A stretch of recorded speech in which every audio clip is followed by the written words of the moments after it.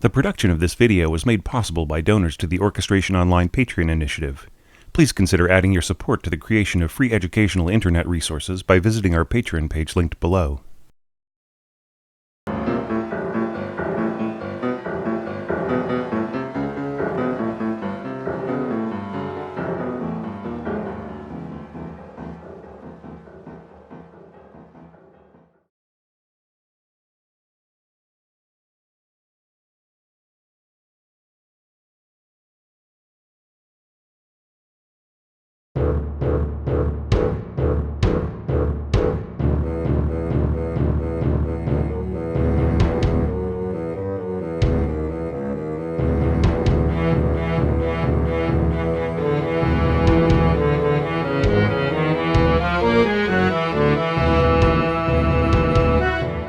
It's a beautiful Saturday afternoon here in Wellington, and I'm just about to jump into these evaluations for the very last compilation video of website subscribers. And as I've mentioned before in other places, I'm going to give our website subscribers from the United States about 2 weeks of public time on the Orchestration Online YouTube channel, public release, and then after that I'll change it back to private, but put it in a public playlist. All right, so it'll still be available for anybody to check out from the Orchestration Online community, as it will be archived on the Orchestration Online website. All right, so jumping right into this evaluation here, which looks very cool. This is an example of some very direct, very straightforward orchestration, kind of making the most of what is available. Now, I'm not too clear on some of the decisions here in terms of like having E flat clarinet and B flat clarinet and so on. The E-flat clarinet, as it's used here, is scored very low in its kind of, well, it's not really a weak register, but it is a sort of an unconvincing register. Sometimes composers will score E-flat clarinet in its Chalumeau register, like very low Chalumeau notes, to kind of imitate the sound of a real clarinet, or a real clarinet, a B-flat clarinet, but like sort of done in a kind of a cheap, mocking way, right? So, but then again, it can sound very eerie as the way that it's used in Stravinsky's Rite of Spring, right? So, so interesting that it's like first the entrance here for E flat clarinet is done in the Chalumeau register, and then of course we've got B flat clarinet, bass, and so on. Yeah, so flutes 1 and 2, oboe 1 and 2. So I'll just assume that this is one of each, one E flat and one B flat, and then bassoon 1 and 2. Okay, so let's just jump straight into the scoring ideas. How efficiently, how it is capturing, like how effectively is the idea being transcribed into the orchestral medium. Okay, so, starting off, we just really have some pounding timpani.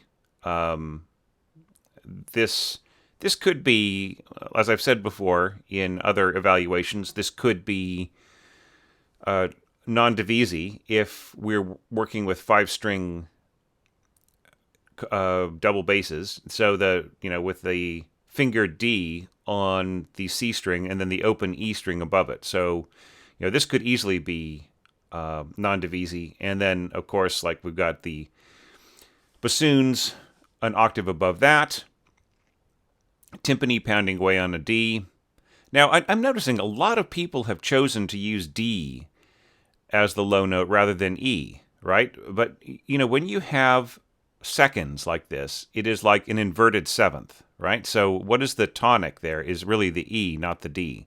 And it's also like the higher pitch is the one that you hear more clearly in a major second, right? So really, you might have been better off having this note be E rather than D. So you've got a marcato mark here in the timpani, and that is going to be, kind of like an accent and then and then uh, very quick damping. Just really make it like a pointy kind of an accent, right? It's almost unnecessary to say sforzando here. You might as well just mark fortissimo there, right? Just go like, just have this forte and then say fortissimo, forte, fortissimo, forte, fortissimo, because like this is already an accent, right? Is as much of an accent as you can do if you are telling the timpanist to play marcato. Okay, but I sort of question whether or not marcato accents are the appropriate accent to be scoring above this kind of articulation, the big down bow. So you're going down bow, down bow, down bow, snap, down bow, snap. Okay, so like the snap, that is much more appropriate for a marcato accent above. But when you've got these down bows, the matching articulation is actually a tenuto mark, right? You want like a direct note that doesn't spill over, right? It's just exactly 1/8 long in just a very forceful single jolt, right? Rather than having like a really beautiful shape to it, right? Okay, so you probably noticed that some of this does not quite come through, and that's because of the shortness of the accent is just kind of making this get swallowed up by the timpani and the bass drum, and that may actually be what happens in concert, right? It's just that the contrabassoon marcato is just so short that it just kind of gets buried in the mass of everything else. And, fortissimo on a bass drum is also going to kill everything else. Just, seriously. It would be better to have this as forte than fortissimo. And then you'll get your contrabassoon back a little bit. And also, if you mark this as just a regular accent, it'll be a lot clearer. Okay, now, we're continuing on, and pretty much everybody is just slamming away at these low E's and D's, and the melody is being left to cello and bassoons, right? And once again, you should really try to match the same articulation. So if it's down bows in the cello, then it's going to be tenuto marks in the bassoon. Okay, and yeah, you should also. It would help if you said a tu soli here. I think just because of how heavy you got the texture everywhere else, or you could back off on some of these, right? You could have everybody go down to mezzo forte, right? Maybe you don't need to with contrabassoon and double basses, but certainly with like tuba and timpani, if you back off on that a little bit, and then you can come back strong here when you react, right? Okay, so yeah, cellos plus bassoons, bum bum bum bum bum bum bum bum bum bum bum, and nice, very dry, kinds of very very open orchestration for the accompaniment. Okay,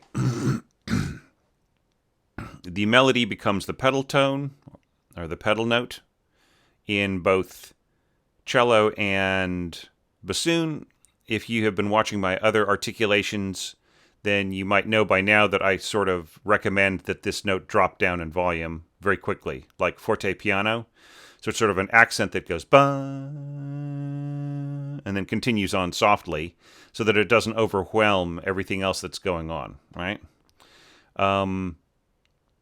Yeah, so the next melody comes in, the next statement of the melody comes in on bass clarinet and bassoon, and also sort of what I would call middle strings. So viola and cellos. Now sometimes I say lower strings and sometimes I say middle strings, and there's no exactness to that particular kind of terminology. Lower strings are when double basses and cellos are working together, or even double basses, cellos, and violas, and they're really working together in a very bassy type of idea and registers.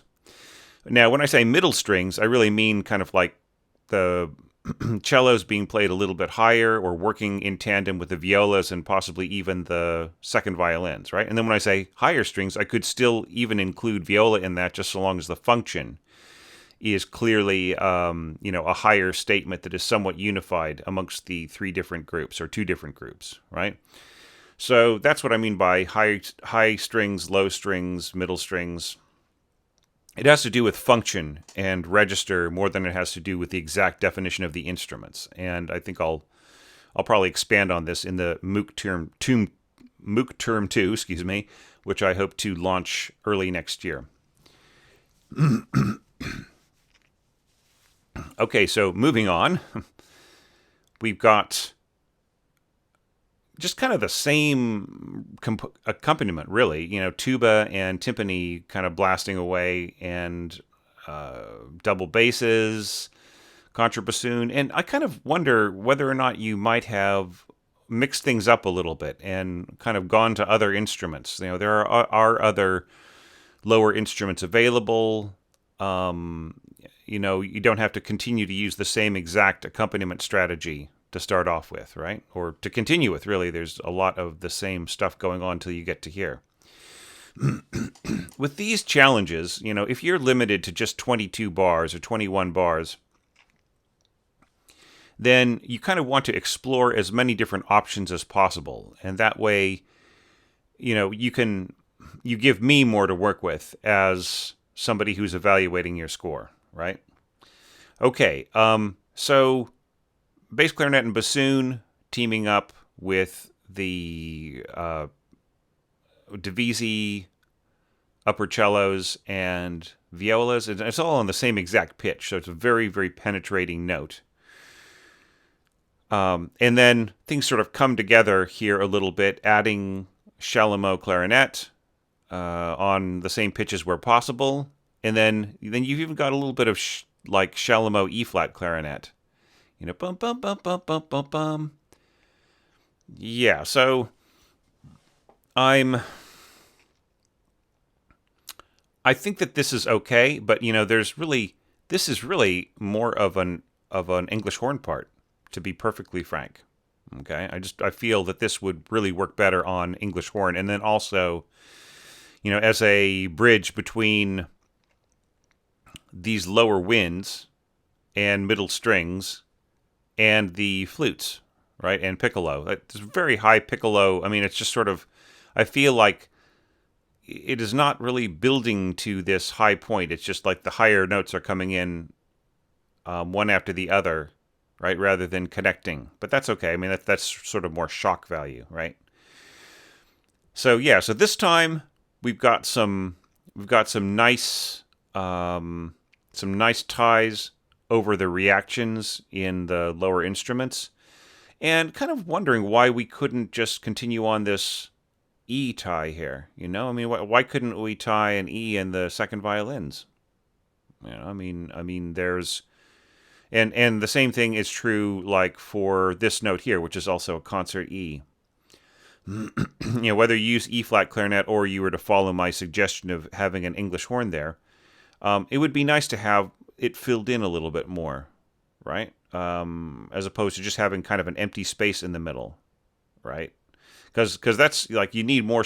You need not support, but you need more of a spread out tone, because right where this is being held, this lower E, in both the violas and bass clarinet and bassoon, you've got these really trompy sounds like right next door, right? And they will tend to obscure this to a degree. So sort of fight with it a little bit. But, all the same, it's really, really fun. And I like this really low tuba scoring. That is very cool. So yeah, so neat score. A great score to start off this last compilation of evaluations for website subscribers to the Orchestration Online website. And, there are 3 more to go. I can't wait to get to all of them. So here we go. Next score on the roster.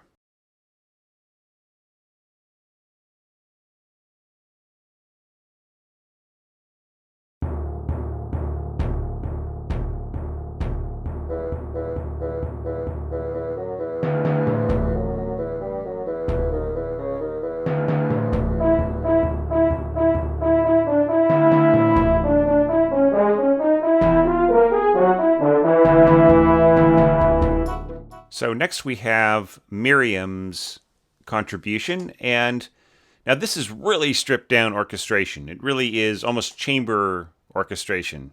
What it sort of reminds me of is how film composers of the late 50s to the mid 70s would work with really small groups of orchestral instruments, and they would score them in a way that sounded orchestral, right? But was really just using very few instruments at a time. Okay, and there's another aspect to this too, which is I wonder if Miriam might have run out of time or been kind of searching for ways to, ways to kind of make her orchestration here a little bit bigger. So I think you've seen by now, Miriam, some of the strategies, the many different strategies that have been employed, like really, really heavy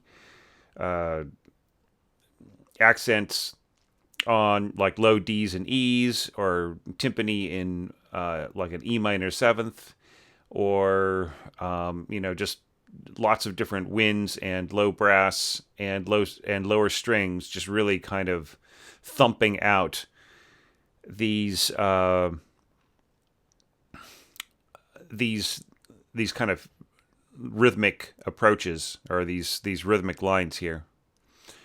So, and then like how to compose the melody, whether or not to double it with strings, or to have like maybe trombone join in, or other kinds of things like that. Some ideas, and also like the idea that when the melody changes octaves, kind of jumps up an octave, that the accompaniment changes to a degree, so that the music seems to move forwards, right? And then when it comes to the ending where it goes bum ba bum bum ba bum, that it sort of sets up the following passage, right? Okay, so those are just a number of things that are possible, that you can add on to this if you so choose, right? So it's, not to say that this is right or wrong. It's just that it's so stripped down, right? But whatever. I mean, that is totally, totally your choice to make it, if that's what you felt should happen here. So just, saying that, very minimalistic. How could you improve on what you have scored here? This very, very sparse approach. Well, the first thing that I would say is, now, don't mark staccato unless you really intend the player to really like cut off every single note, and to just really, to be, really brief with all of these notes. Like secco would be another way of putting it. But if you have a whole row of accents, like if every note is meant to be accented in the entire passage, then it's as well as to say that it should be a different dynamic level, I would say, for percussion instruments, right? And it could very well be that all you'd have to do is say F forzato, right? And that's really like just kind of giving every note an extra little push without necessarily being fortissimo. And I'd say the same thing here with the bass drum. It might be better to mark it F forzato, F-O-R-Z period, right? Or F-O-R-Z period. Just to like keep it from being, fortissimo in everything but name. Do you know what I mean? Okay. Now, as to this particular approach here, I just want to point out something, and that is, when you have octaves in the same instrument, as you well know as a flute player, then you get the effect of the lower register and its particular sound, and the upper register and its sound, right? So as we start to get towards E, we're getting close to the place where the bassoon, the length of pipe for the bassoon, that the length of resonant tubing is getting shorter and shorter and shorter.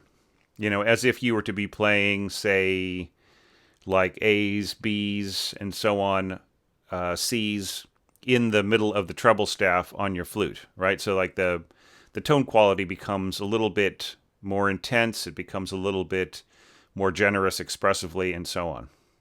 Whereas when you're playing at the bottom of that same fundamental register on the flute, like say like C's and D's, then you're getting like more of the entire tube resonating. Now, of course, with flute, that's kind of a weak sound, but with bassoon, it's extremely generous, right? So you have this somewhat expressive register above, and you have this really fat register below, right? Now, to say that they don't balance would be incorrect because the bassoonist will just balance whatever, if they're playing octaves together. However, there is always a way to get the same effect of register when you need to play octaves of the same sort of instrument, right? And that is, let's say that you wanted some very high notes that sort of spoke a little bit, were just a little bit out of reach, or just like got a little too shrieky on your first flute.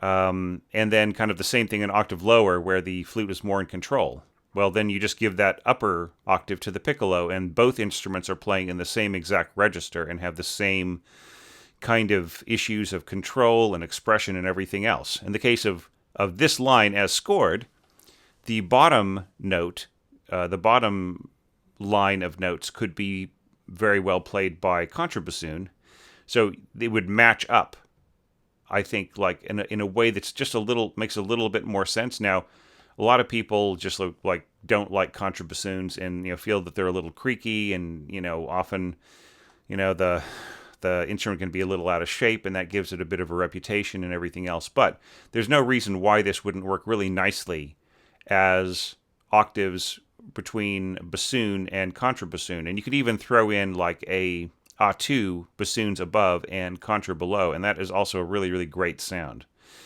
Okay, and you would run into less issues of, whether or not the registers matched up. Now, look, there is no reason for me to be going into such enormous detail over something as,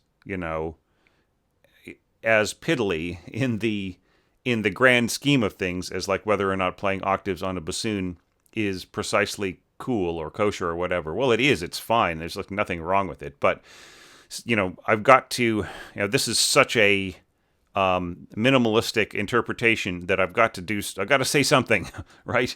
So, that's just would be something that would pop into mind, if you had octaves in that sense. So, even if you were to add two bassoons and a contra below, and therefore you have three wind instruments coming in there, there is really nothing in that passage, that half of the passage, that could really match the effect of four horns playing together like this.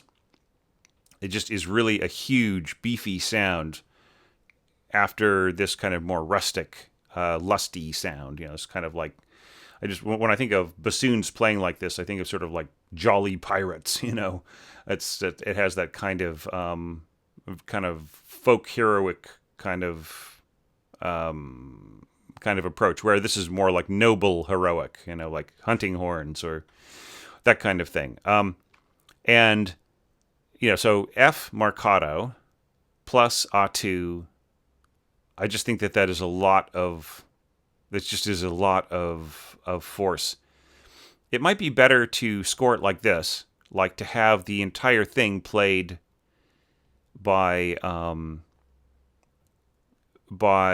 just the first and second, just say A2 and cut this lower thing here, and then jump to here and just have the low horns take the lower part of the bar, and then the upper ones are continuing on in the melody, and then you end up with this nice octave here. I would say that. So just like if you cut this, then it won't be such a huge jump in terms of projection, right? And a tone weight and all those other kinds of things, right? And I'll just repeat something I've said for the past few evaluations, and that is, like, you get the best out of me the more variety that you put into a short amount of time, right? So if you're only going to be submitting 20 bars or so, 21 bars in this case, then yeah, just mix things up, throw me a curve, whatever. Just, come up with some crazy ideas if you think that they sound great. Here I would say I would prefer more of a reaction than just straight drums here. This might be the time to bring in other instruments to introduce other ideas that you've got going on, right? So like you could bring back bassoons and you could bring in cellos at pizzicato, and then that could lead into this next idea as you were starting to score it. Like here, as soon as we get to the upper winds, and the more idea of mixing things up and so on and so forth, the stronger your ideas get. And I know, you really are, you that is, I think, where you're coming from as a flute player and so on and so forth. So this really does start to sound great. And I almost wish that I could have said, well, hey, Miriam, if you feel more comfortable orchestrating the next 21 bars rather than the first 21 bars, just do that. If you feel like you would have a more productive, have more inspiration and more motivation, and more good ideas, as opposed to just kind of, more percussive and more low instruments and so on. So anyhow, those are just the things that kind of jetted across my mind as I was looking through this, and it's really great to have you back in the doing these orchestration challenges. It was great looking at your Ravel entry last year, and nice to have you back in this. And I think that you are really going to enjoy next year's orchestration challenge. So I'm hoping that you can be involved in that, and just it might actually be much more down your alley than this particular thing. I don't know. I don't know where you're coming from stylistically, but I sort of have my suspicions that you would really like the particular excerpt that we're going to be orchestrating all together. Okay, so it's a very I would say this is probably the orchestration that has the least amount of extra ideas attached to it. It's just really, really stripped down.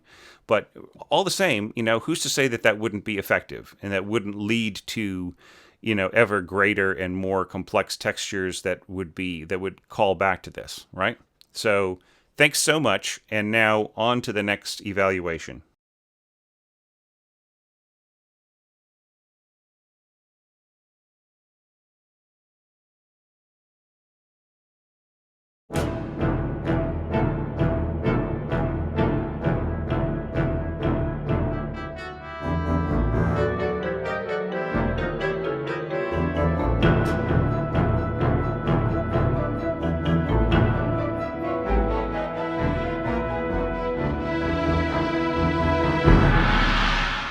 So our penultimate evaluation for the website entries is from Nick.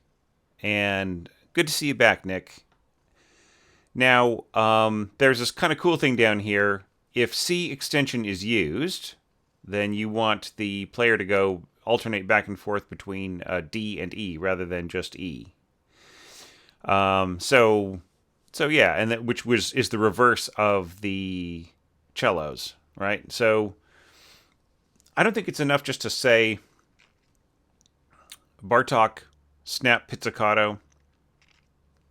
I think that you have to say simile, like give a bar of it and then say simile. However, you still are going to run into the problem that it is hard to do a bunch of snap pizzicatos in a row at 130. You say 130, 132 is really, I think, the right tempo for this. So you have to think that the player is going snap, snap, snap, snap. So they have to actually pull up on the string, get it to snap against the fingerboard, put their finger right back down on the string, and then pluck it again. So it's not really that great for doing them very quickly. Now you can get them to work fast, but if you've ever seen my Orchestration 101 string section course, where I've got a bassist playing Bartok pizzicato very, very fast you'll see that there are limitations to this, and it just starts to sound kind of clumsy. And look, and here, as well, like you might want to rethink this. It might be better just to play, like to have the occasional snap, like maybe go snap, snap, snap, snap, then pluck, pluck, pluck, pluck, right?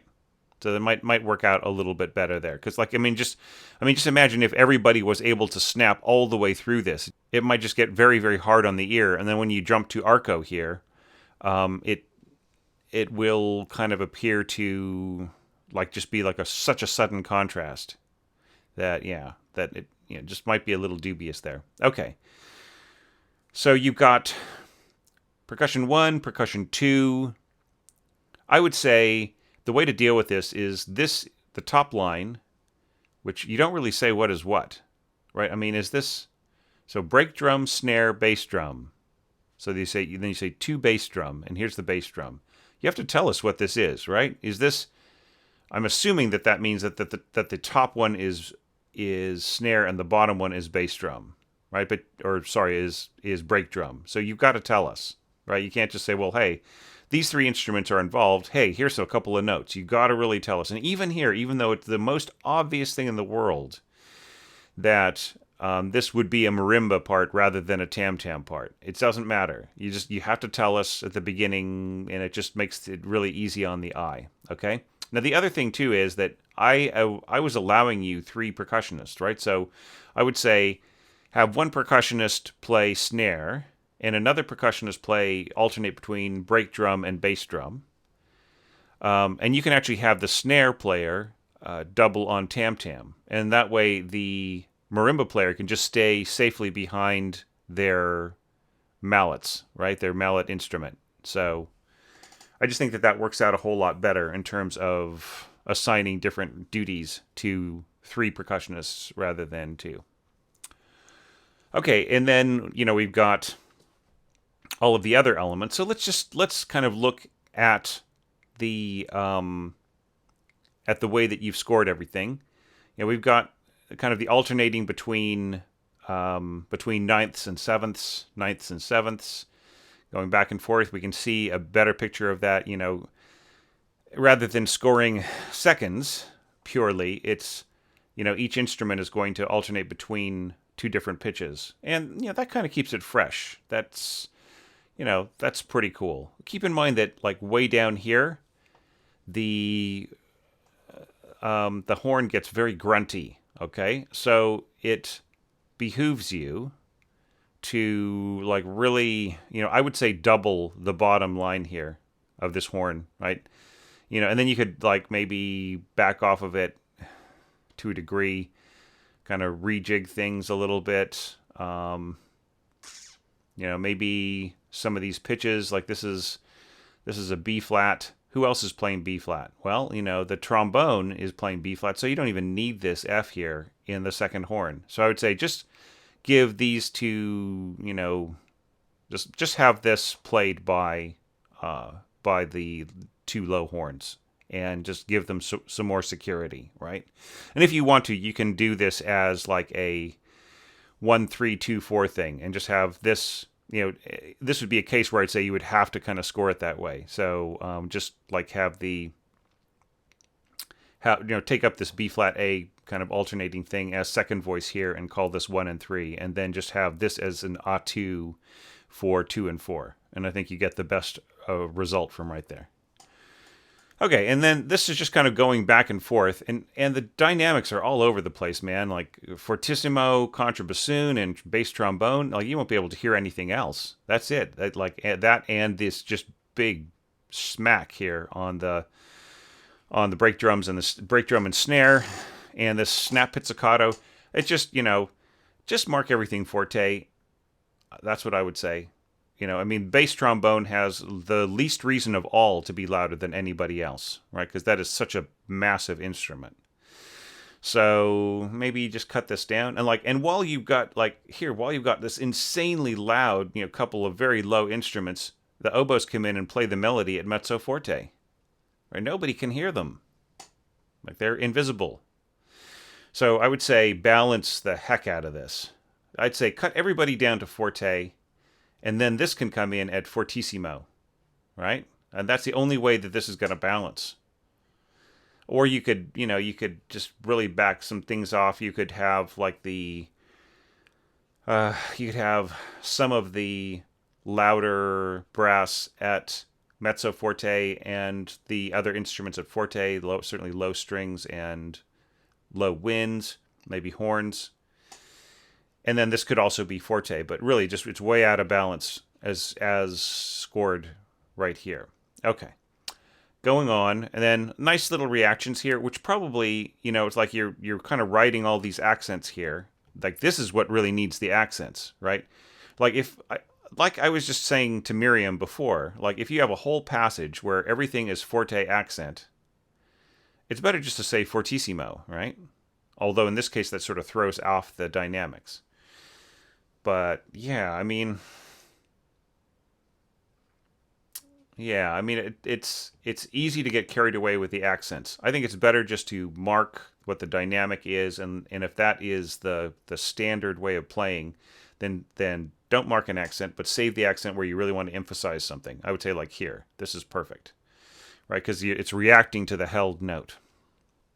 Okay, it's a neat idea to have bassoon, like first bassoon double with A2 oboes. It's going to be a really thick, raunchy sound, just really kind of coarse, almost like a couple of slightly out of whack saxophones, doubled in pitch, like a couple of altos, just a little too thick, right?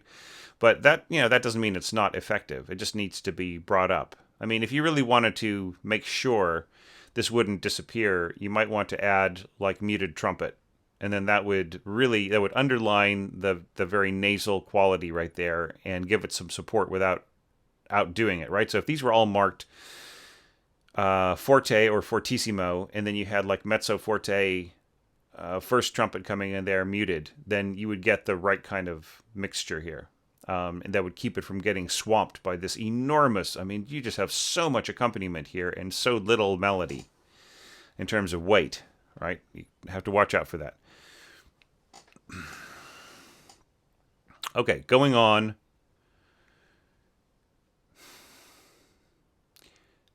Yeah, suddenly we sort of drop off almost all of the really heavy pounding accompaniment, just a couple of hits here and there, and then things become very harmonized. And what I thought was really cool about this is just how out there a lot of the harmony was. Instead of being like really kind of standard or modal or whatever, it was just kind of very creative harmony thrown in there, and I thought that was cool. So see, like this is like more aggressive and suddenly supports the melody a lot better, but it's just a huge shift of weight between functions, right? So here you barely hear the function of the melody, and the accompaniment is drowning it out, and it's almost just like you're taking this enormous sack of emphasis, this huge sandbag, and you're just like throwing it from the left hand side to the right hand side, and it just smashing down through the emphasis of the theme, which is suddenly now just being blasted away by 8 different staves, right? So maybe there needs to be a bit of a balance between these two things, right? That would be my instinct. Now this is really neat that this you go to this kind of long pad in the background here, B fourths by oboes, concert E fifths by clarinets. Then you got these E octaves, low E octaves in the bassoons, and these being B flat trumpets. This is also like an E octave and a fifth, and so on. I feel that, like, once again, like here's where I can really see some straight mutes blending in with what you've got here, as opposed to just like the clear unmuted sound of 3 trumpets in that close proximity. They'll sort of lock together with this kind of harmony, and then they will tend to dominate everything. That doesn't matter if they're all playing pianissimo. The trumpet sound will still dominate if it's not muted, right? Just because of the overtones. Okay, and then Okay, then the accompaniment comes back with a vengeance, just really boom, boom, boom. And once again, I don't get it. You know why? You still have forte, fortissimo, right? Mezzo, forte, and the flutes. You need some strength here. You need some power. You know, I mean, it's almost to the point where I'm just saying, like, you need another couple of trumpets here. All right, now you are overestimating here just how long you can get away with doing snap pizzicato as a melodic element. I think that the ear will grow weary of it, really, continuing on like this. I think that just a straight fortissimo pizzicato is enough, and also bring up the flutes to forte or even fortissimo themselves and mark them as accent. Sorry, not as accent, but as staccato as well. And then you will just get a very, very nicely matched articulation throughout all of this. But once again, it just really the accompaniment just feels hugely heavy right in here. Okay, but at least you've taken off some of the horns. Okay, and then the horns jump in, speaking of which, and you've got even more of this long thing. I love the flare here right at the end. That's really, really effective. Okay? I feel that the strings are sort of in a place where they're just going to, they're just thickening what the winds and brass are doing. So it might be better to jump them up an octave, right? And then you've got your little reaction here, nicely accented, but it should also be accented. See, like here's where you need the accents. Like this, it's just you're writing this, and whatever dynamic it is what it should be. But the reactions are what need the emphasis, right? And there's really precious little going on. Bum bum bum bum bum bum. It's just like you have barely any kind of support here, like just flute and the accompaniment is just going to overwhelm this crucial idea of walking down to the held notes, right? So I just feel that, like, I mean, you're spending a lot of texture weight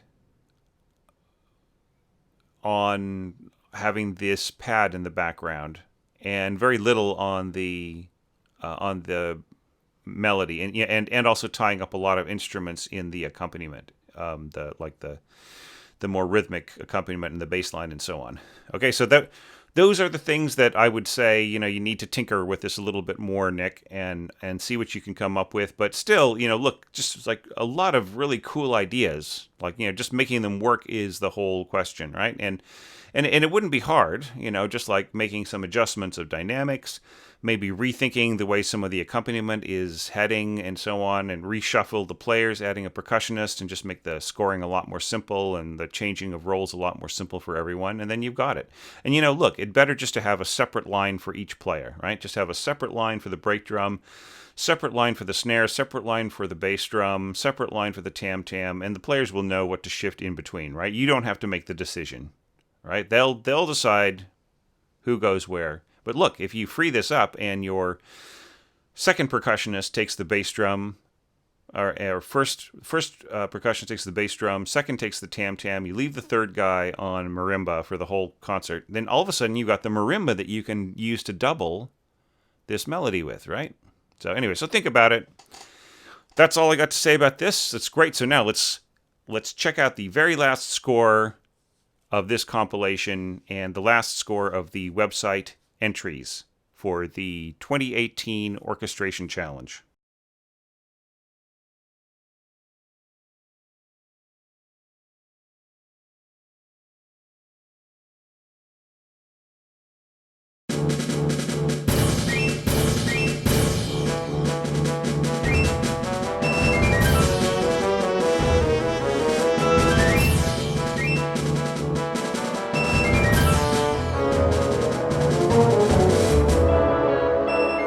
So if that very frisky sounding arrangement sounded sort of extra peppy to you, that's probably because I think the tempo is right around 152 beats per minute. That's kind of what it sounds like to me. Yeah, very, very fast. Faster than the 132 that most pianists play it at. And this really seems much more military, right? And that's another fair way of interpreting with pipes and drums, to sort of see it as a kind of a more military thing. I mean, after all, out of doors, right? What do people do out of doors? Well, they march around in marching bands and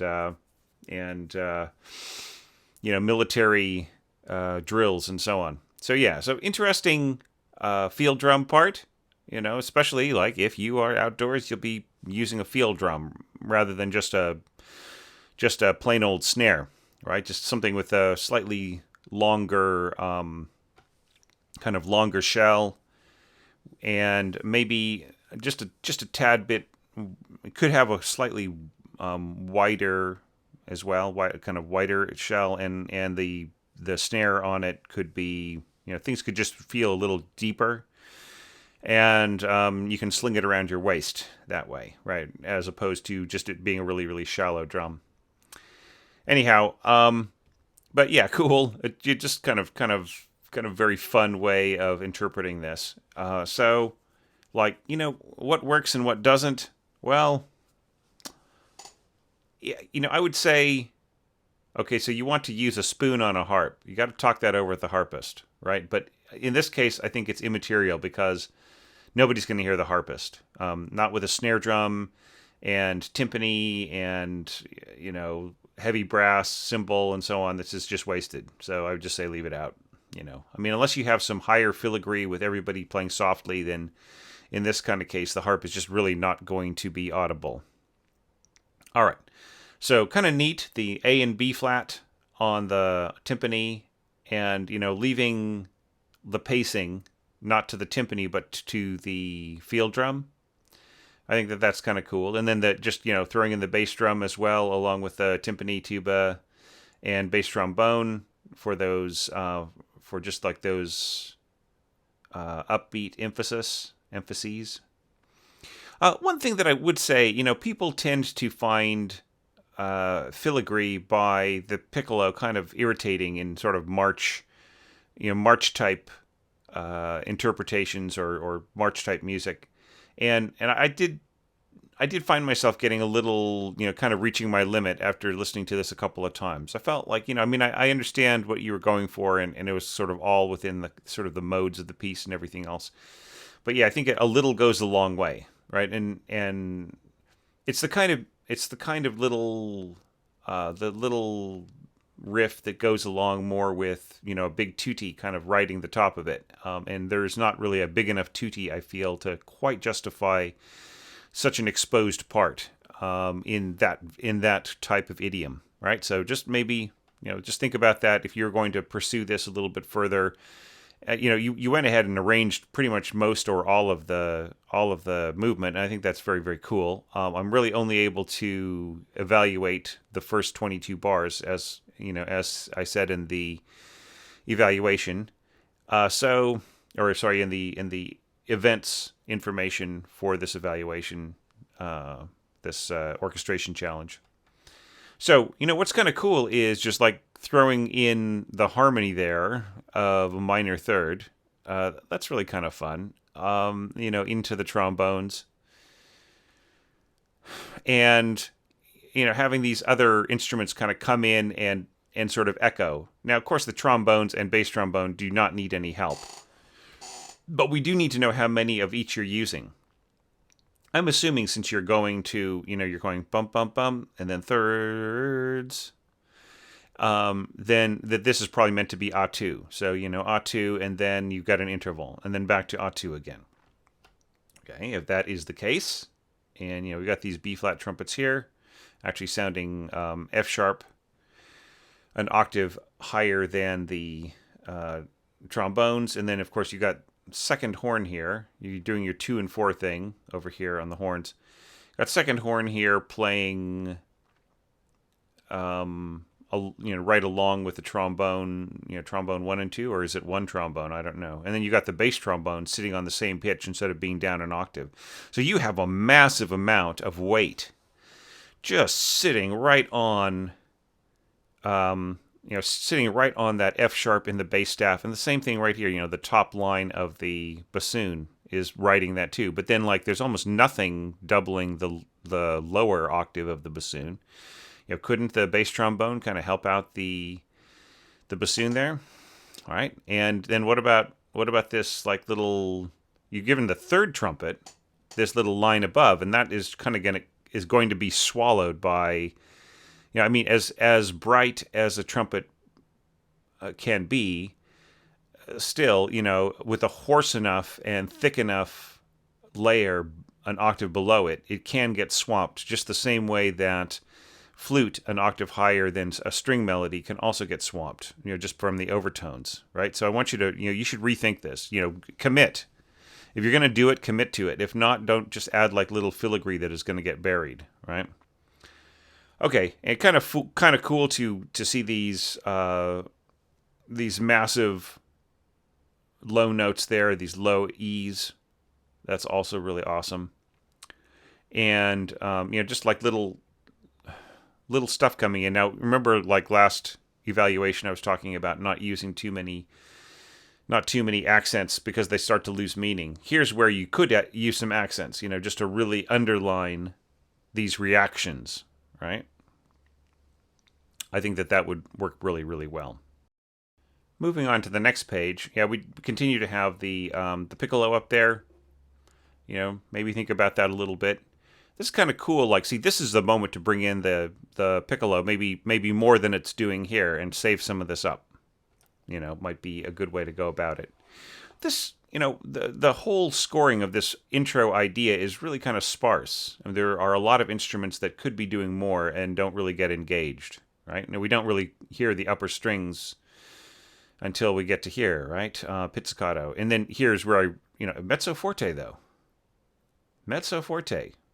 Now, why is this mezzo forte? Before, all the other instruments are playing pretty loud, and they're very thickly scored.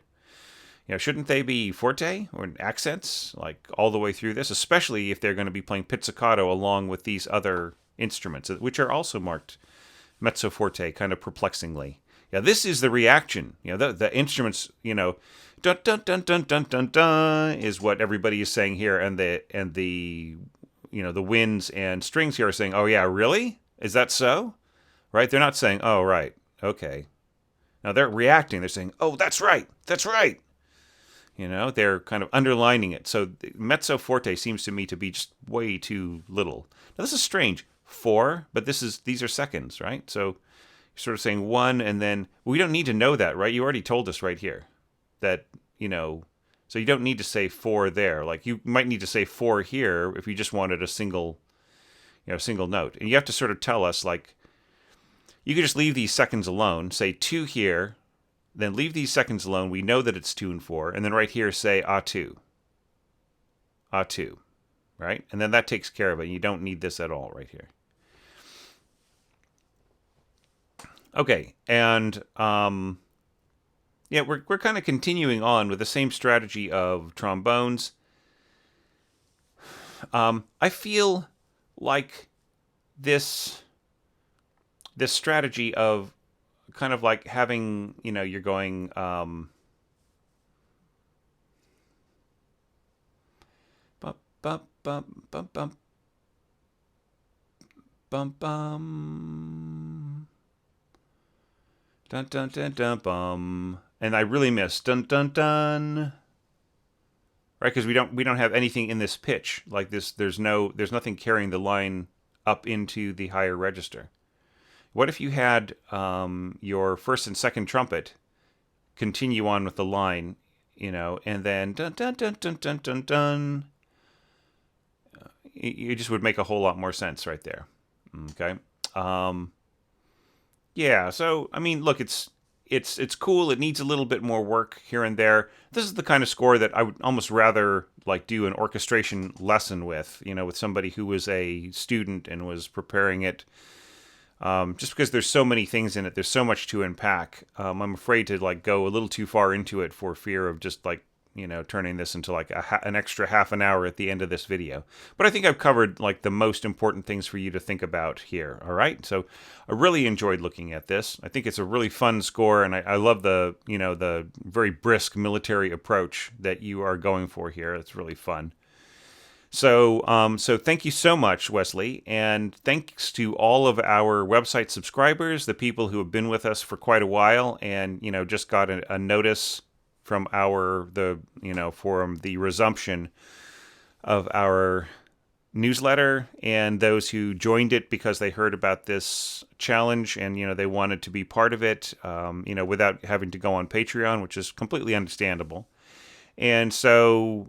So thank you all for pitching in, sending me your entries, and, letting me have a look at them, and, just putting them out there for other community members to take a look at. I do appreciate it, and I'm really glad to be able to, to help out and share with you my ideas and everything else. So thank you so much, and I'm really looking forward to the 2019. That's really kind of a strange name of a year, isn't it? 2019. It's sort of reverse order of numbers. For the 2019 orchestration challenge, which I've already got the music picked out. I'm actually already doing the layouts for how that challenge is going to look, just while all of the, I just recently did layouts for the 2018 evaluations, and so I thought, well, it's all fresh in my mind how I'd like to lay out, graphics and everything else for this. So I'm actually doing that right now just for fun, in between, kind of taking little breaks and letting my voice rest. So anyhow, thank you all so much. It was really, really great. This was so much fun, and stay posted for, I'm expecting a lot of Patreon entries to go public after I've had a chance to post them and people have had a look at them and, see whether or not they want to share them. So those will be coming up soon too, and, go into a lot more detail with, further sections of this movement and with all their ideas too. Okay, so thanks all. Really enjoyed this, and I will just see you in the community. Thanks again.